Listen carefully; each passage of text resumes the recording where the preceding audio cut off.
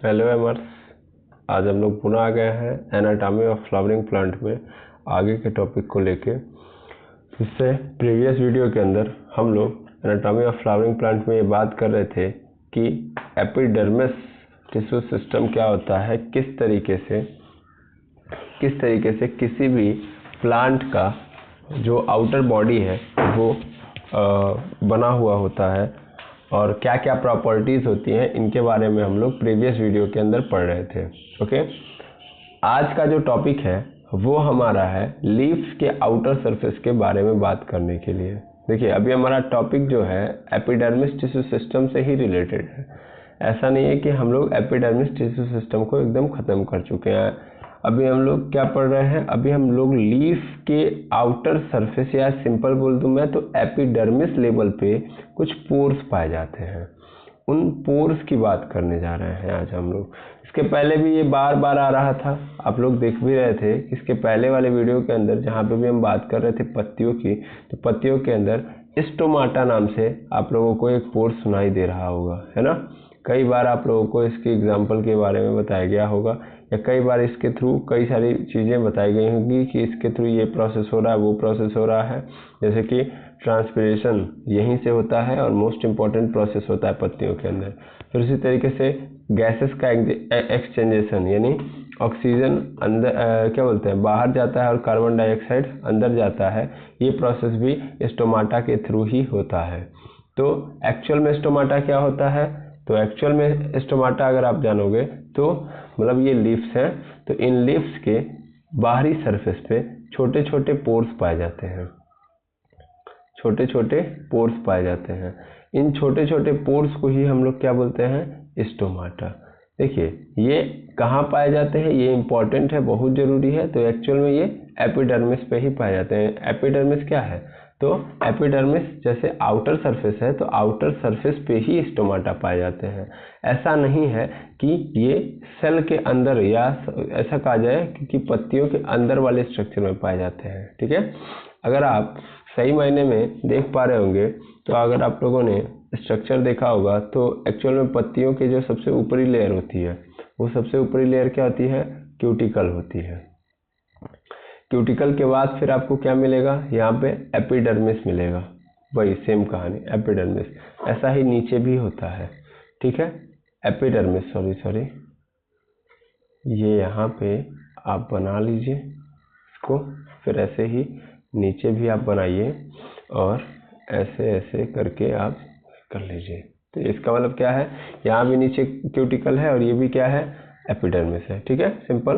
अब इसके बीच में जो पाई जाती है कोशिकाएं, उनको हम लोग क्या बोलते हैं, मीसोफिल कोशिकाएं बोलते हैं। ठीक है ना।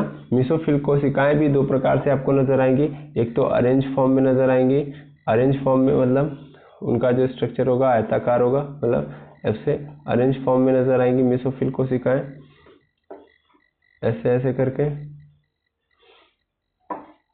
और उसके नीचे ही कुछ क्या बोलते हैं, नॉन सिस्टमेटिक, या ऐसे बोल सकते हैं कि बिखरी हुई कोशिकाएं पाई जाएंगी और उनके बीच में गैप क्या रहेगा, ज़्यादा रहेगा। ठीक है ना। तो आप लोगों ने पत्तियों के अंदर ये मीसोफिल कोशिका के बारे में देखा हुआ है।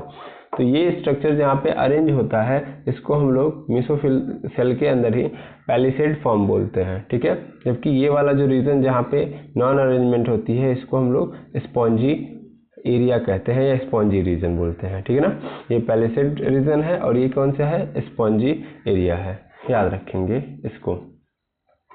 ये आपका मीसोफिल कोशिका के अंदर ही क्या है, ये पैलिसेड फॉर्म है या पैलिसेड रीजन है, जबकि ये वाला पोर्शन क्या है आपका, स्पॉन्जी। तो ये स्पॉन्जी रीजन है, याद रख लीजिएंगे इसको। ओके, तो स्पॉन्जी रीजन है। पैलिसेड और स्पॉन्जी मिला जुला के क्या बनाता है आपका, मीसोफिल कोशिका। जबकि ये क्या होती है आपकी, ये आपकी एपिडर्मिस है। इसी एपिडर्मिस के अंदर ही छोटे छोटे जगहों पे क्या पाए जाएंगे, यहाँ पे, चाहे यहाँ पे ऐसे ऐसे करके, या यहाँ पे ऐसे ही छोटे छोटे पोर्स पाए जाएंगे, रास्ते पाए जाएंगे।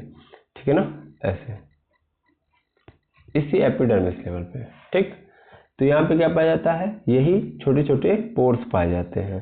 तो इसका मतलब ये पोर्स कहाँ है, इसका मतलब ये पोर्स आउटर सरफेस पे है, और इन्हीं पोर्स को हम लोग क्या बोलते हैं, स्टोमाटा।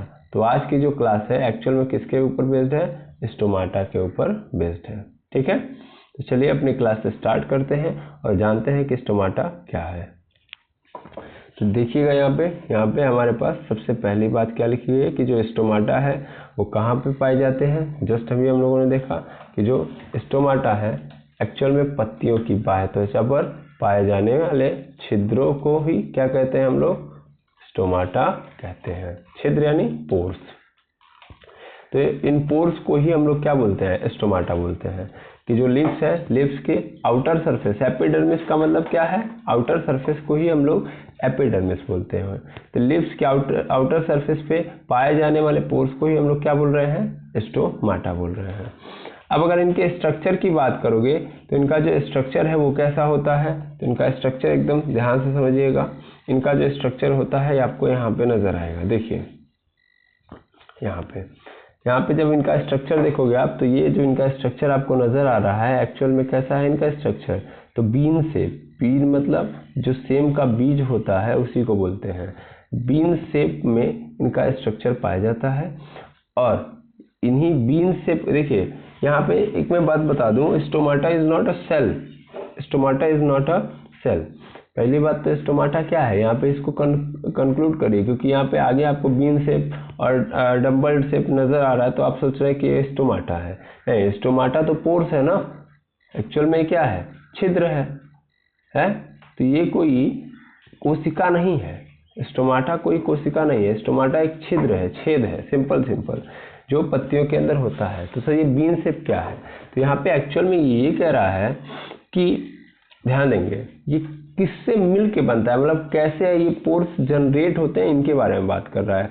कौन से ऐसे कोशिकाएं हैं जिनके द्वारा ये क्या होता है, जनरेट पोर्स, तो उनके शेप की बात कर रहा है। एक्चुअल में मेरी बात समझिएगा, ये बीन शेप और डम्बल शेप जो लिखा गया है एक्चुअल में ये उन कोशिकाओं को बता रहा है कि ये वो कोशिकाएं हैं जो मिल के या जिनके कारण क्या हो रहा है, पोर्स जनरेट होता है। कहने का अर्थ ये है, तो इन कोशिकाओं की बात कर रहा है, ना कि उस पोर्स की बात कर रहा है। तो ध्यान देंगे लिखा भी है कि जो रंध्र यानी स्टोमाटा होता है वृक्काकार यानी बीन शेप, सेम के बीज जैसा, यहाँ पे गलत है, बीज होगा यहाँ पे, या डम्बलाकार यानी डम्बल शेप, दो कोशिकाओं से मिलकर बना है। देखिए यहाँ पे बोला है कि दो कोशिकाओं से मिलकर बना है, दैट मीन्स इन दोनों ने जनरेट किया होगा। आया समझ में, या तो दो कोशिकाएं बीन शेप की होंगी या तो दो कोशिकाएं डम्बल शेप की होंगी। ये दोनों के मिलने से ये पोर्स जनरेट होते हैं। ठीक है, या इनके द्वारा पोर्स जनरेट होते हैं। इंपॉर्टेंट है, बहुत इंपॉर्टेंट लाइन है और बहुत क्रिस्टलिफाइड लाइन है। अगर आप नहीं पकड़ेंगे तो फिर जीवन भर में आप उल्टा सीधा कॉन्सेप्ट लेके बैठेंगे। देखिए ऐसा नहीं कि यहाँ से कोई बहुत बड़ा क्वेश्चन आ जाता है एग्जाम के अंदर, लेकिन ये कॉमन सेंस वाली बात है। क्योंकि कई जगहों पे बच्चों को देखा गया है कि वो चीज़ें रट लेते हैं, रटने के बाद जब पहुँचते हैं तो ऐसे ही आंसर दे देते हैं बिना समझे। एक्चुअल में स्टोमाटा पोर्स है और ये पोर्स जनरेट किसके कारण होता है, तो या तो बीन शेप की कोशिकाएं होंगी यानी बीन शेप्ड सेल्स होंगे, या डम्बल शेप की दो कोशिकाएं। ध्यान देंगे, दो कोशिकाओं के द्वारा जनरेट होता है। ठीक है, और जिनके द्वारा जनरेट होता है इनको हम लोग गार्ड सेल बोलते हैं। गार्ड सेल आप बहुत बार सुने होंगे अपने प्रीवियस क्लासेस के अंदर। तो ध्यान देंगे कि आपको याद रखना है कि स्पोर्स जो जनरेट होता है, ये जो स्पोर्स है वो जनरेट होता है 2 सेल से। ठीक है ना, कितने सेल से, 2 सेल से, 2 कोशिकाओं से। अब इन 2 कोशिकाओं का जो शेप होगा वो कैसा हो सकता है, ठीक है ना, मैं यहाँ पे लिखता हूँ shape generate by 2 cell. 2 cell के थ्रू जनरेट होता है। इनका जो शेप होता है कैसा होता है, तो इनका जो शेप आपको नजर आएगा वो या तो बीन होगा, बीन शेप, और या तो डम्बल शेप। ठीक है, तो 2 शेप के थ्रू होगा। क्लियर है। चलिए अगर हम इसके आगे बात करें तो यहाँ पे हमको क्या दिया गया है, इमेज दिया गया है और इसी चीज को समझाया गया है।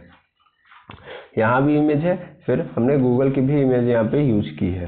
तो ध्यान देंगे कि यहाँ पे जो आपको नजर आ रहा है एकदम ध्यान से समझिएगा, बहुत इंपॉर्टेंट है। ठीक है, यहाँ पे ये देखेंगे आप लोग, तो यहाँ पे आपको नजर आ रहा है कि ये 2 कोशिकाएं हैं। यही 2 कोशिकाएं किस शेप में है, ये बीन शेप में है।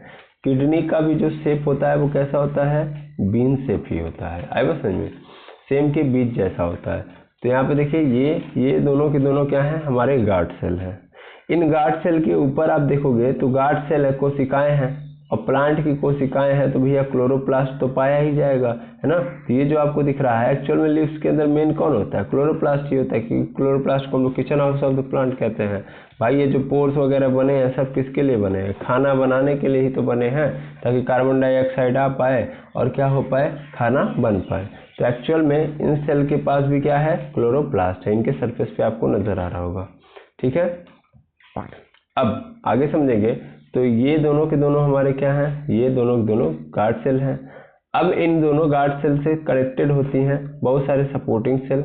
इन गार्ड सेल को सपोर्ट करने के लिए बहुत सारे सपोर्टिंग सेल्स प्रेजेंट होते हैं। आपने देखा भी था कि ये एपिडर्मिस के बीचों बीच पाए जा रहे हैं, ऐसे ऐसे करके मान लीजिए एपिडर्मिस है, तो यहाँ पे बीचों बीच पाए जा रहे हैं। तो बीचों बीच पाए जाने का मतलब क्या है, इनके चारों ओर से क्या होंगे, और भी अलग सेल होंगे कि नहीं होंगे, होंगे। तो उन्हीं को हम लोग क्या बोलते हैं, सपोर्टिंग सेल।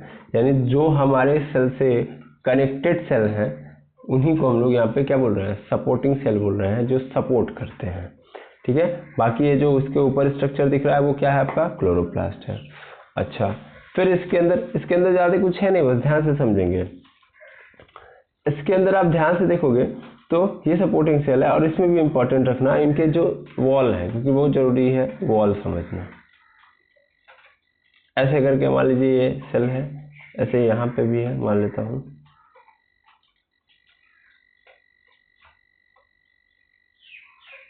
ऐसे करके। ठीक है, थोड़ा ध्यान दीजिएगा। मान लीजिए दोनों के दोनों हैं, और ये इनके ऊपर क्या है, क्लोरोप्लास्ट है, यहाँ पे क्लोरोप्लास्ट। ठीक है, अब थोड़ा अच्छे से समझिएगा इस बात को।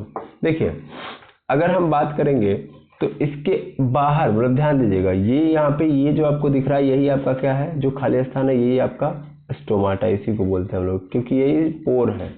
आएगा समझ, इस पोर का नाम है, इस छिद्र का नाम है स्टोमाटा।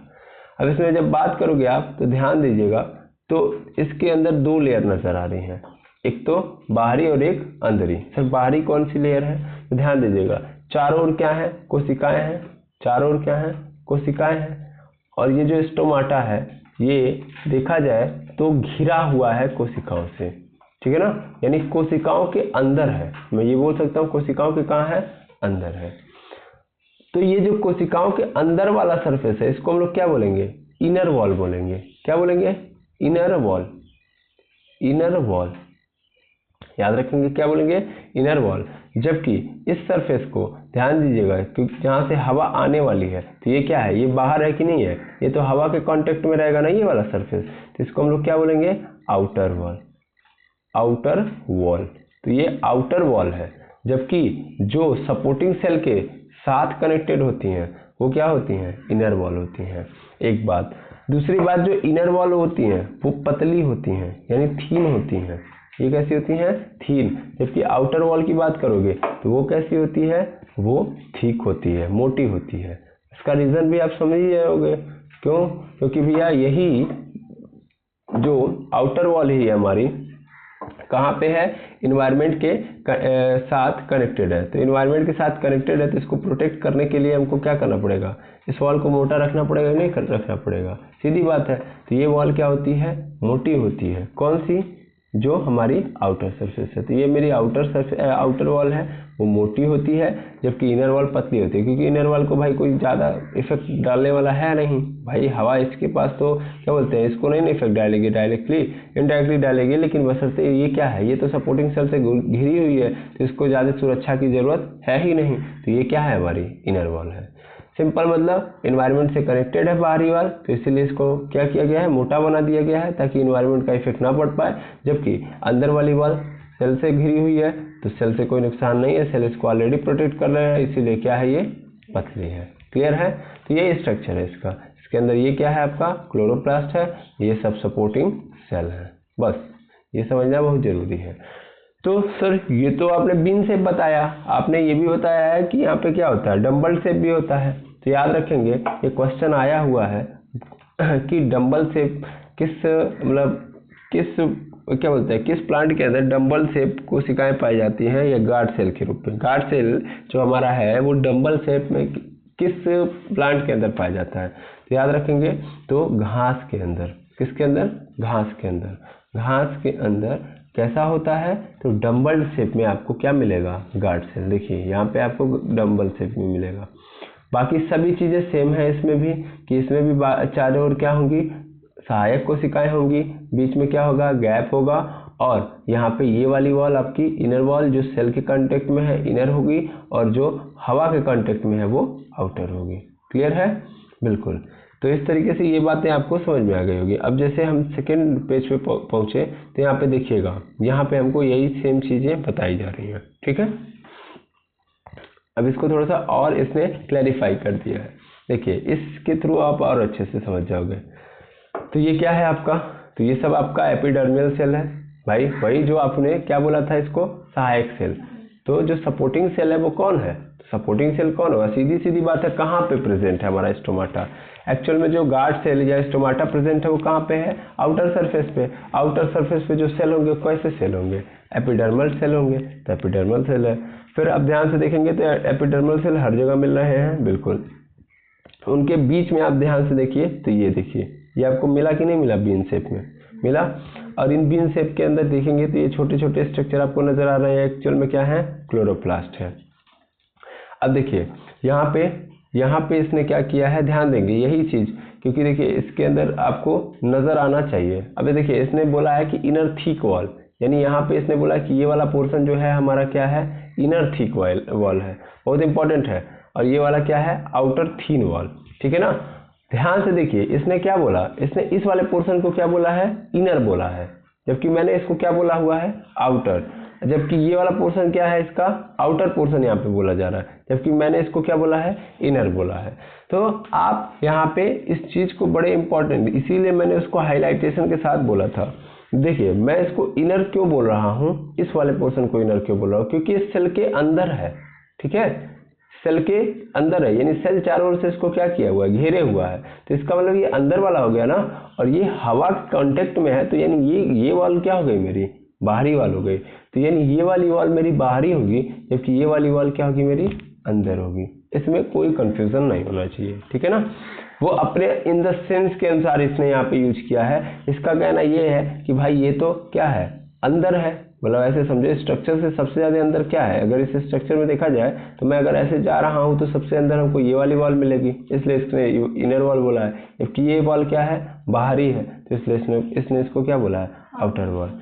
जबकि यहाँ पे ध्यान से देखेंगे उसके अलावा तो यहाँ पे और क्या मिल रहा है, तो और बीच में न्यूक्लियस होगा। तो भाई सीधी सीधी बात है, कोई भी ऐसा होगा ही नहीं क्या, सेल जिसके पास क्या ना हो, न्यूक्लियस ना हो। अब आरबीसी थोड़ी है ये, ठीक है। अब और बातें समझेंगे हम लोग। तो यहाँ पे जो गैप है उसी को हम लोग क्या बोलते हैं, स्टोमेटल पोर, और बाकी इन दोनों सेल को क्या बोलते हैं, गार्ड सेल बोलते हैं।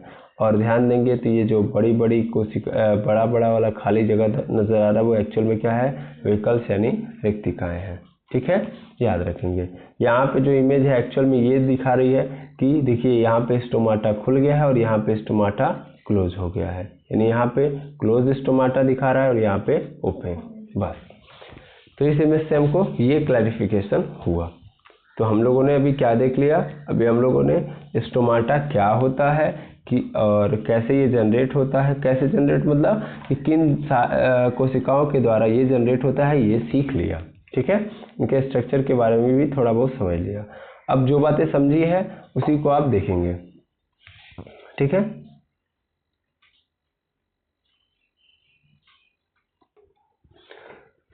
तो देखिए जो अब तक आपने पढ़ा उसी को हम और यहाँ पे लिख के दिखा रहे हैं कि देखिए गार्ड सेल के चारों ओर तरफ कुछ सेल से घिरी होती है, जिसे क्या बोलते हैं, सहायक कोशिका, सपोर्टिव सेल वो कहते हैं, ठीक है ना, सपोर्टिव सेल कहते हैं। सिंपल मतलब है कि भैया गार्ड सेल के चारों तरफ कोई ना कोई सेल होता है। अभी आप लोगों ने देखा जिसको हम लोग क्या बोलते हैं, वो कुछ सेल्स कौन से हैं, एपिडर्मल सेल हैं। तो उन्हीं एपिडर्मल सेल को हम लोग सपोर्टिव सेल बोलते हैं। आगे गार्ड सेल की जो आउटर वॉल होती है वो कैसी होती है, थिक होती है, और इनर वॉल क्या होती है, थिन होती है। तो ये तो अभी आप लोगों ने देखा ही है ना, कि आउटर वॉल कैसी होगी, थिक, क्योंकि वो कहाँ पे होती है, एयर के कांटेक्ट में होती है, इन्वायरमेंट के कांटेक्ट में होती है, तो इसलिए इसको क्या बनाया जाता है, मोटा। ठीक है, और जबकि इनर वॉल क्या होती है, सेल्स के कांटेक्ट में होती है, तो सेल्स को ऑलरेडी प्रोटेक्ट कर रहे होते हैं, इसीलिए वो क्या होती है, पतली होती है।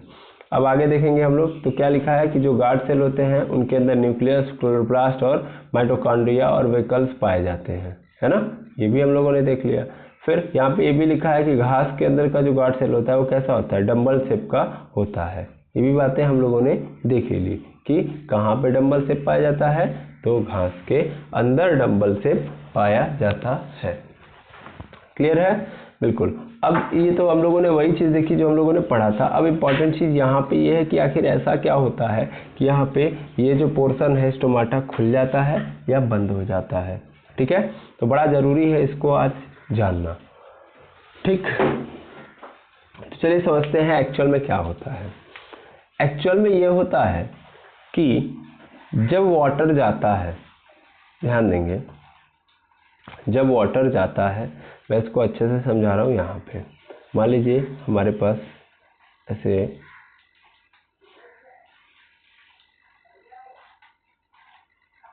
करके ऐसे ही सिंपल रखता हूँ मैं, और इसके चारों ओर बहुत सारी कोशिकाएं ऐसे रफली बना लेता हूँ। ठीक है, बना लिया, बिल्कुल बना लिया। ठीक है, बना लिया। अब होता क्या है कि जब इनके चारों ओर पानी पहुंचता है, इनके चारों ओर क्या पहुंचता है, पानी।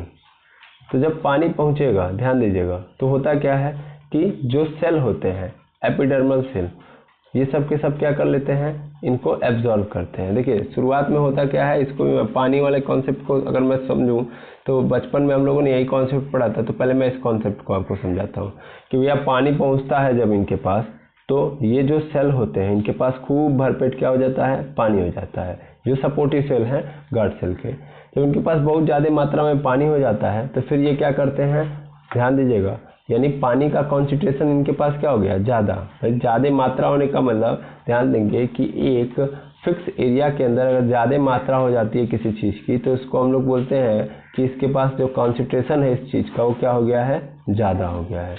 यानी कभी भी अगर किसी पर्टिकुलर क्या बोलते हैं रीजन के अंदर अगर हम किसी पदार्थ की मात्रा ज़्यादा पा रहे हैं, तो इसका मतलब हम ये बोल सकते हैं कि उसकी सांद्रता क्या हो गई है, ज़्यादा। ठीक है, तो इसका मतलब यहाँ पे क्या हो जाता है, इनके सपोर्टिव सेल्स के अंदर पानी की सांद्रता क्या हो जाती है, ज़्यादा। और जब किसी की सांद्रता ज़्यादा हो जाती है तो वो अपनी वो कहाँ भागता है, कम सांद्रता की ओर भागता है, यानी लोअर कॉन्सेंट्रेशन की ओर भागता है। ठीक है, यानी हाई कॉन्सेंट्रेशन से लोअर कॉन्सेंट्रेशन की ओर, सीधा मतलब है ना भाई। इस सेल के अंदर अगर पानी भर गया होगा तो ये सेल क्या चाहेगा, ये सेल अब अपने अंदर से निकालना चाहेगा, बिकॉज क्या होगा भाई, आपको भी पता है सेल की जो मतलब सिंपली बात की जाए तो सेल बहुत ज़्यादा पानी रख के करेगा ही क्या, है ना। तो उसके अंदर प्रेशर जनरेट होगा, तो सब वो क्या करेगा, अपने अंदर से पानी निकालेगा, और पानी निकाल के किसको देगा, जिसके पास लोअर कॉन्सेंट्रेशन है।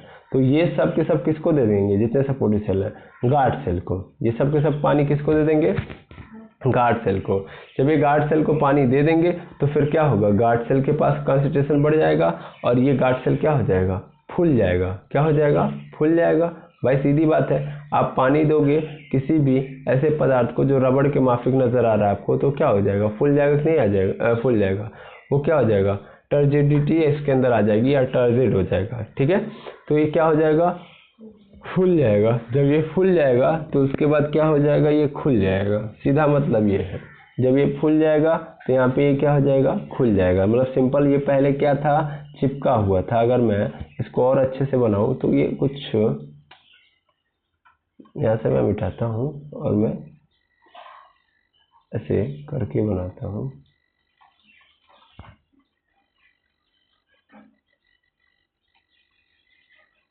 ऐसे था ये कि जब पानी पड़ा तो फिर ये क्या हो गया, फूल गया। फूलने के बाद ये क्या हो गया, खुल गया। खुलने का मतलब ये थोड़ा सा अंदर दब गया। आप ऐसे समझ सकते हो कि ऐसे कहानी बन गई इसकी कि ये बीच में क्या हो गया, गैप क्रिएट हो गया। ठीक है, आयो समझ में। तो कुछ इस तरीके की कहानी बनी। यहाँ पे मैंने पहले ही मोटा बना दिया, एक्चुअल में पतला होता है और चिपका टाइप में होता है, जबकि यहाँ पे जब ये फूलता है तो थोड़ा सा शेप इसका बड़ा हो जाता है, और बड़ा हो जाने से क्या हो जाता है, गैप क्रिएट हो जाता है। बस समझ में, सीधी बात है, पहले ये पतला होगा ना कि ये इतना मोटा होगा। बस समझ में। तो इस तरीके से कुछ इसका आधा रहता है, चिपका हुआ रहता है, लेकिन बाद में जब इसके अंदर पानी आता है तो पानी आने के बाद ये फूल के क्या हो जाता है, खुल जाता है। समझ में आई बात। तो ये कहानी हम लोगों ने बचपन में पढ़ी थी। एक्चुअल में कॉन्सेप्ट क्या होता है, एक्चुअल में कॉन्सेंट्रेशन के अंदर ये माना जाता है कि जब लाइट आती है, क्या आती है, लाइट, तो जो मान लीजिए आपके गार्ड सेल है, ये गार्ड सेल है, इनके चारों ओर क्या है, सपोर्टिव सेल है। तो इन सपोर्टिव सेल के पास जब लाइट आती है तो एक्चुअल में इनके अंदर आयन्स बढ़ने लगते हैं। लाइट के आने से इनके अंदर क्या बनते हैं, आयन बनते हैं। आयन यानी जैसे कि पोटेशियम हो गया, पोटेशियम का आयन, कैल्शियम का आयन, तो इस तरीके से आयन जनरेट होता है। फिर क्या होता है, जब लाइट आता है तो आयन बनते हैं, और इससे क्या होता है कि इन सेल के अंदर आयन्स की जो कॉन्सेंट्रेशन है वो क्या हो जाती है, ज़्यादा हो जाती है। यहाँ पे ये कॉन्सेप्ट लिया जाता है कि इनके पास आयन की कॉन्सेंट्रेशन क्या हो जाती है, ज़्यादा, तो वो आयन भी कहाँ भागेंगे, यहाँ पे। ठीक है, वो आयन भी कहाँ भागेंगे, यहाँ पे, और यहाँ पे भागेंगे मतलब गार्ड सेल के पास भागेंगे, जिससे क्या होगा, गार्ड सेल का कॉन्सेंट्रेशन क्या हो जाएगा, ज़्यादा हो जाएगा। और गार्ड सेल का जब कॉन्सेंट्रेशन ज़्यादा हो जाएगा तो ये पुनः क्या हो जाएंगे, खुल जाएंगे, क्योंकि ये फूल जाएंगे। आई बात समझ में, फूल जाएंगे इसलिए क्या हो जाएंगे, ये खुल जाएंगे। सिंपल कॉन्सेप्ट इसका यही है। फिर जब मान लीजिए क्या होगा, इनका कॉन्सेंट्रेशन लो हो जाएगा, यानी इनके अंदर से जो चीज़ें आई हैं वो क्या हो जाएंगी, यूज हो जाएंगी, तो फिर से ये पचक जाएंगे। आई बात समझ में, सिंपल यही होता है। हम लोग बचपन में जो पढ़ते हैं ना पानी वाला, वो सबसे बेटर एग्जाम्पल लगता है हमको, कि देखिए यहाँ पे सांद्रता अधिक है तो ये क्या होंगे, खुल जाएगा। फिर क्या हो गया, जब पानी फिर से यहाँ से यूज हो गया, फिर से पानी क्या हो गया, यूज हो गया, तो फिर से क्या हो जाएंगे, बंद हो जाएंगे। समझ में आई बात, क्लियर है। यूज का मतलब यहाँ से क्या होता है, यहाँ से बाकी सेल्स के पास पहुँच जाता है, या पत्तियों के अंदर चला जाता है पानी, इससे काम चलता है। तो ये क्या होता है, एक्चुअल में सिंपली बंद हो जाता है। ठीक है, अगर आप बात करोगे तो एक बीजपत्री यानी मोनोकोटिलेडन के अंदर तो जो स्टोमाटा पत्तियां मतलब जो होती हैं, मतलब सिंपल बात की जाए तो जो पत्तियों पे स्टोमाटा होता है सिंपली, वो क्या होता है, दोनों सतह पर कैसा होता है, बराबर होता है।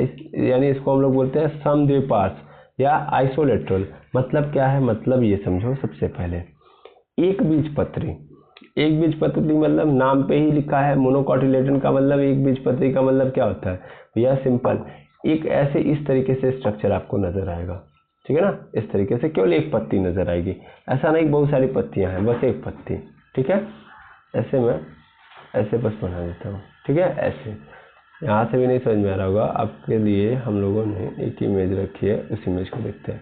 तो देखिएगा, ये हमारा अगर देखा जाए तो ये आप देख पा रहे हो, एक बीज है इसका, सॉरी एक पत्ती है इसकी, हाँ या ना। क्या एक पत्ती के अंदर कई पत्तियां नजर आ रही हैं, नहीं, केवल एक पत्ती है, बस सिंपल मतलब समझो तो एक पत्ती निकल रही है किसी भी स्टेम से। ऐसे धान के अंदर ऐसे ही होता है। तो आप जब इसको देखोगे, धान हो गया या क्या बोलते हैं गन्ना हो गया, इन सब के अंदर जब देखोगे तो एक बीज होता है, सॉरी उनका जो बीज होता है वो एक पार्ट में होता है, इसलिए इसको हम लोग मोनोकोटिलेडन बोलते हैं। मोनोकोटिलेडन, डाइकोटिलेडन क्या है ये मैंने पिछले वीडियो के अंदर एक्सप्लेन किया है, तो बार बार आपको एक्सप्लेन करने में अगर मैं समय देने लगूंगा तो फिर समस्या हो जाएगी। फिर भी मैं बता देता हूँ कि जो मोनोकोटिलेडन होता है एक्चुअल में उसके बीज के अंदर केवल एक भाग होता है, यानी उसका जो सीड होता है वो केवल एक पार्ट के अंदर होता है, जबकि जो डाइकोटिलेडन होगा उसका जो सीड होगा वो क्या होगा, दो पार्ट के अंदर होगा। इससे क्या होगा कि एक साथ कितने पौधे निकल रहे होंगे, कितनी पत्तियां निकलेंगी, दो। जैसे आप ऐसे देखिएगा कि पत्तियों के अंदर आप ये वाला स्ट्रक्चर देखते हो, ऐसे ऐसे ऐसे ऐसे, इन पत्तियां दो पार्ट में डिवाइडेड है ना, इसका मतलब ये कैसा है, डाइकोटिलेडन है। ठीक है, चलिए इतना समझिए फिलहाल में। तो हमने ये बोला कि जो आप देखते हो क्या बोलते हैं मोनोकोटिलेडन, तो मोनोकोटिलेडन की जो लीफ होती है उनके अंदर जो स्टोमाटा होता है वो दोनों सतह पर क्या होता है, बराबर होता है। दोनों सतह पर बराबर होने का मतलब क्या है कि जो पत्तियां होंगी, देखिए पत्तियां अगर देखा जाए तो पत्तियां मेनली ऐसे ही होंगी, तो इनके ऊपर मान लीजिए देखिए दो सरफेस होंगे, एक ऊपर वाला और एक नीचे वाला होता है ना। तो एक ऊपर वाला एक नीचे वाला। एक ऊपर वाला नीचे वाले में होता क्या है कि जो स्पोर्स, ध्यान देंगे, कुछ स्पोर्स ऊपर होंगे कुछ नीचे भी होंगे, क्योंकि पत्ती के दोनों ओर क्या होता है, एपिडर्मल सेल होते हैं, या एपिडर्मिस तो दोनों ओर होगा ना, दोनों ओर तो मतलब ऊपर भी एक सतह जनरेट होगी नीचे भी होगी, तो ऊपर भी स्पोर्स होंगे नीचे भी स्पोर्स होंगे। अब इनमें क्या होता है मोनोकॉटिलेडन के अंदर कि जितने स्पोर्स ऊपर होते हैं उतने ही स्पोर्स नीचे होते हैं, जितने स्पोर्स ऊपर उतने ही स्पोर्स नीचे, ठीक है, यानी कमी नहीं होती है। इसका कारण क्या होता है, इसका कारण इनकी पत्तियों के अंदर ही लिखा हुआ है। भाई इनकी पत्तियां जो है वो एकदम कैसी हैं, ऐसी हैं कि ध्यान देंगे, या तो एक इधर से होगी एक इधर से होगी। अब समझना ध्यान से, एक ऐसे और एक ऐसे, धान में ऐसे ही तो आपको नजर आता है, एक ऐसे और एक ऐसे। अब बड़े अच्छे से अगर ध्यान से देखोगे आप तो इसमें मान लेता हूं कि अभी मेरे लिए सरफेस ये वाली, मतलब ये वाली मेरी ज़्यादा सनलाइट के अंदर है, ऐसे लग रहा है ये वाली ज़्यादा सनलाइट के अंदर, ये वाली ज़्यादा सनलाइट के अंदर है, या ये वाली ज़्यादा सनलाइट के अंदर है, मतलब यही वाली आपको लग रहा है ना ज़्यादा सनलाइट के अंदर है, नहीं बिल्कुल नहीं। इनमें पत्तियां खड़ी होती हैं, कैसी होती हैं, खड़ी होती हैं, सीधी होती हैं। सीधी होने से इधर भी लाइट जाती है और इधर भी, यानी दोनों तरफ बराबर रोशनी पड़ती है इनके अंदर, क्योंकि ये खड़ी होती हैं इनकी पत्तियां। आप ऐसे नहीं जज करिएगा कभी भी कि ऐसे झुकी है तो केवल ऊपर वाले सरफेस पे आ रही है, नहीं, इनकी पत्तियां हमेशा क्या होती है, खड़ी होती है, जिसके कारण इन पे क्या होता है, रोशनी जो होती है वो क्या होती है, बराबर पड़ती है। झुकने का मतलब ये नहीं है जब बड़ी हो जाती है तो झुक जाती है वो, ठीक है ना, लेकिन उन पे जो रोशनी पड़ती है, लाइट का एब्जॉर्प्शन होता है वो कैसा होता है, बराबरी पे होता है। इसीलिए दोनों सरफेस पे जो रखा गया है क्या, स्टोमाटा का रेशियो क्या है, बराबर है, ठीक है, कि दोनों साइड रोशनी कैसी है, बराबर है, तो इसलिए फोटोसिंथेसिस दोनों साइड से वो क्या कर लेंगी, बराबर कर पाएंगे, इसीलिए स्टोमेटल पोर दोनों साइड में बराबर होते हैं। जबकि डाइकोटिलेडन में अगर आप बात करोगे तो डाइकोटिलेडन में ऐसा बिल्कुल नहीं होता है। डाइकोटिलेडन में एक ऊपरी सरफेस होता है और एक निचला सरफेस होता है। अब डाइकोटिलेडन के अंदर क्या होता है कि जो ऊपरी सरफेस होता है वो ज़्यादा क्या होता है, रोशनी के कांटेक्ट में रहता है, लाइट सबसे ज़्यादा किसको मिलता है, ऊपर वाले को, और नीचे वाले को कम मिलता है, ये तो आप जान ही रहे हो, ठीक। तो होता क्या है कि ऊपर वाले के स्टोमाटा को, ऊपर वाला स्टोमाटा क्या कर दिया जाता है, ऊपर वाला स्टोमाटा कम रखा जाता है, जबकि नीचे वाला स्टोमाटा ज़्यादा। इसका कारण क्या है, देखिए वही सेम कारण है कि जब रोशनी पड़ेगी तो स्टोमाटा क्या होगा, ओपन होगा। अभी जस्ट आप लोगों ने देखा था कि जब रोशनी पड़ेगी तो स्टोमाटा क्या हो जाएगा, ओपन, ताकि क्या होने वाला है, उसके अंदर आयंस बनने वाले हैं। क्यों, क्योंकि आयन बनते हैं ना, तो इसलिए वो आयन बनेंगे कैसे, जब लाइट आएगी, तो लाइट जो ही आएगी स्टोमाटा क्या हो जाएगा, ओपन, तो क्योंकि आयन बनेंगे, आयन से कॉन्सेंट्रेशन ज़्यादा होगा, और उन कॉन्सेंट्रेशन हायर कॉन्सेंट्रेशन के कारण गार्ड सेल क्या हो जाएंगे, फूल जाएंगे, गार्ड सेल फूल जाएंगे तो फिर क्या हो जाएंगे, खुल जाएंगे। तो जो ही लाइट आती है स्टोमेटल पोर क्या हो जाता है, खुल जाता है। तो ये आने से इनकी दिक्कत तो नहीं है, खुलने से दिक्कत नहीं है, लेकिन प्रॉब्लम ये है कि पानी प्लांट के अंदर का वो क्या हो जाएगा, इवेपोरेट हो जाएगा। इवेपोरेट मतलब ट्रांसपिरेशन हो जाएगा पानी का। भाई लाइट लगातार पड़ेगी तो लाइट अपने साथ हीट लेके आएगी और उस पानी को क्या करेगी, भाप बना के उड़ाते जाएगी, उड़ाते जाएगी। इससे क्या होगा, प्लांट के अंदर पानी जो होता है बहुत जल्दी क्या हो जाएगा, खत्म हो जाएगा। तो इस बात को ध्यान में रखते हुए प्लांट ने सोचा यार कि हमको करना क्या है, हमको एक्चुअल में क्यों अपना स्टोमाटा खोलना है, हमको स्टोमाटा एक्चुअल में इसलिए खोलना है ताकि हम क्या कर पाएँ, कार्बन डाइऑक्साइड ले पाएँ। वो सब सिंबल है, लाइट आती है तो सब आयन वायन इसीलिए तो बनते हैं ताकि खाना बना पाए, आयो समझ। और उसके मेल एलिमेंट कौन है, कार्बन डाइऑक्साइड। तो हमको कार्बन डाइऑक्साइड लेना है और ऑक्सीजन बाहर छोड़ना है, तो हम क्या करें, हमको कार्बन डाइऑक्साइड और ऑक्सीजन चाहिए, तो भाई कार्बन डाइऑक्साइड क्या करते हैं हम लोग, नीचे से ज़्यादा ले लेते हैं। भाई हमारा मेन काम क्या है, कार्बन डाइऑक्साइड लेना, चाहे ऊपर से ले चाहे नीचे से ले। अगर हम ऊपर ज़्यादा स्टोमाटा रखेंगे तो कार्बन डाइऑक्साइड तो ज़्यादा मिलेगा, लेकिन प्रॉब्लम यह है कि पानी ज़्यादा चला जाएगा। लेकिन अगर नीचे ज़्यादा हम क्या रखते हैं, स्टोमाटा, तो इससे क्या होगा, कार्बन डाइऑक्साइड तभी भी हमको मिलेगा और पानी की खपत क्या होगी, कम होगी, यानी ट्रांसपिरेशन कम होगा। तो फायदा क्या है, फायदा इसमें है कि ऊपर कम रखते हैं स्टोमाटा और जबकि नीचे ज़्यादा। तो एक व्यवस्था किसमें होती है, डाइकोटिलेडन, जिनकी पत्तियां कितने भागों में डिवाइडेड है, 2 भागों में। सिंपल मतलब यही है, ठीक है। तो इसी चीज को यहाँ भी एक्सप्लेन कर दिया गया है, ठीक है। देख लीजिएगा यहाँ पे वही बात है कि डाइकोटिलेडन के अंदर अगर आप बात करोगे तो ऊपरी सतह पे स्टोमाटा जो होते हैं अधिक पाए जाते हैं, जबकि निचली सतह पे जो स्टोमाटा होते हैं वो क्या होते हैं, कम। अब देखिए फिर से यहाँ पे थोड़ी सी मिस्टेक के साथ बोल दिया गया है, ऊपरी सतह मतलब यहाँ पे गलत है ये, ठीक है ना। यहाँ पे एक्चुअल में ऊपरी सतह पे क्या पाया जाता है, कम पाया जाता है, और निचली सतह पे क्या पाया जाता है, अधिक, ठीक है। ये ध्यान में रखेंगे, कुछ भी आपको अलग नहीं समझना है। इसने एग्जांपल में मैंगो ट्री लिया है क्योंकि इसका इसने फोटो डाला हुआ है, ठीक है ना। इसमें फोटो डाला जाएगा मैंगो ट्री का, देख लीजिए उसको भी आप देखिए, यहाँ पे आपको दिखाई देगा। इसमें देखिए पत्तियां जो होती हैं द्वारे फॉर्म में होती हैं, और इनके अंदर देखोगे तो एक जो है आउटर सरफेस है, यहाँ पे देखिएगा ये सब आउटर सरफेस है, ऐसे मान लो ये सब क्या है, आउटर सरफेस है, जबकि इसके पीछे वाला इनर सरफेस है। सिंपल कहानी है, ठीक है। अब यहाँ पे हम लोग एक बार देख लेते हैं आगे की बातें। तो आगे देखोगे तो मलबेरी यानी जीरोफाइट्स मतलब सिंपल डिजर्ट प्लांट, ऐसे प्लांट जो कहाँ पे उगते हैं, रेगिस्तान में उगते हैं, जहाँ पे पानी की एकदम क्या है, पानी का सूखा चल रहा है, ठीक है ना, पानी की एकदम कमी चल रही है। तो वहाँ पे जो स्टोमाटा होता है वो कहाँ पाया जाता है, तो एक्चुअल में वो स्टोमाटा संकीर्ण स्टोमाटा कहलाता है, यानी गर्त में पाया जाता है, गड्ढे में पाया जाता है। मतलब जो आउटर सरफेस होती है ना, वो आउटर सरफेस ध्यान से देखिएगा, ये आउटर सरफेस ऐसे है ना, तो यहाँ से हल्का सा गड्ढा होता है, और इस गड्ढे के अंदर क्या पाई जाती है, स्टोमाटा। यानी यहाँ कहने का मतलब ये है कि स्टोमाटा बड़ा अंदर रखा जाता है। क्यों रखा जाता है, इसका कारण क्या है, सिंपल बात है भाई, पानी की क्या है हमारे पास ऑलरेडी कमी है, एक एक बूंद के लिए हम तरस रहे हैं, और अगर हमने अपना स्टोमाटा ऊपर रखा और डायरेक्टली इसके अंदर क्या आने लगी, रोशनी आई, और रोशनी आएगी तो जो भी बचा कुचा पानी वो सब क्या हो जाएगा, निकल जाएगा। तो इसीलिए क्या कर दिया जाता है, गड्ढे के अंदर, यानी जो हमारा एपिडर्मल सेल है उसके अंदर क्या हो जाता है, गड्ढा हो जाता है, और उस गड्ढे के अंदर क्या होता है हमारा, उस गड्ढे के अंदर हमारा ये प्रेजेंट होता है पोर्स या स्टोमाटा, ताकि डायरेक्ट इवेपोरेशन ना हो पाए पानी का, ठीक है। तो इस तरीके से आप लोगों को समझना पड़ेगा। इसका एग्जांपल क्या है, कनेर और नागफनी, ठीक है। तो आई होप आपको यहाँ तक की कहानी स्टोमाटा के बारे में समझ में आ गई होगी। अब इसके आगे की कहानी यानी वर्क ऑफ स्टोमाटा हम लोग नेक्स्ट वीडियो के अंदर बात करेंगे, और एपिडर्मिस के भी वर्क के बारे में हम लोग, एपिडर्मिस टिश्यू के वर्क के बारे में भी हम लोग बात करेंगे नेक्स्ट वीडियो के अंदर। तो मिलते हैं नेक्स्ट वीडियो के अंदर। Thank you very much.